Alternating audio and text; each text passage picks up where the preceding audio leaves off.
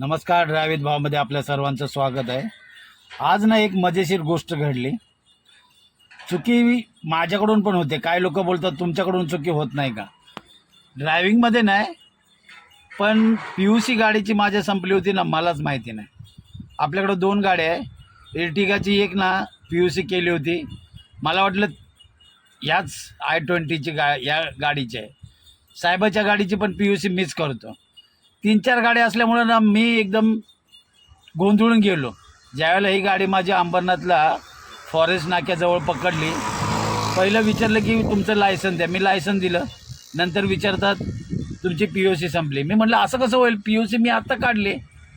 मी त्यांना पेपर दाखवले तर ते बोलतात PUC तुमची गेल्या महिन्यात 18 तारखेला झालेली. चुकी माझ्याकडून मग झाली. माझ्याकडून पण चुकी झाली. आपल्याकडे 3-4 गाड्या असल्यामुळे नक्की कुठल्या गाडीची PUC संपले मला सुद्धा लक्षात राहिलं नाही. आणि मी नंतर आत्ता PUC काढली. ही बघा, ही नवीन PUC आहे. ही तुम्हाला ही आता जस्ट मी ना PUC काढली. ही 6 महिन्याची आहे. दुसऱ्या गाडीच्या सगळ्याची PUC ना वर्षाची आहे. ही I-20 गाडी असल्यामुळे 6 महिन्याचीच मिळते.